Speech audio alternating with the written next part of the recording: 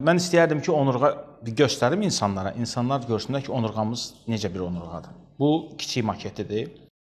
Ayrı-ayrı sümüklərdən ibarət olan təsbeh kimi yığılmış bir mexanizmdir. Onurğamızı düzgün, əyri saxlayan bizim əzəllərimizdir. Əslində, həmişə tibbdə onurğanızda problem var deyilir, amma çox vaxtı problem onurğada olmur, onu təşkil edən periferiyada olur. Yəni, əzəllərdə olur, bağlarda olur, vətərlərdə olur.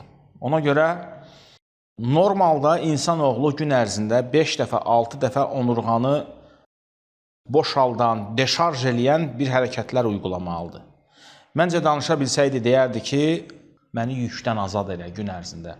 Çünki biz ayağa qalxırıq, ayağa qalxdığımız andan onurğanın öz formasını alır və gün ərzində həmin gərginlik altında onurğa öz hissələri ilə birlikdə çalışmağa məcbur olur. Biz əslində 5-6 dəfə gün ərzində onurğanı deşarj eləməliyik.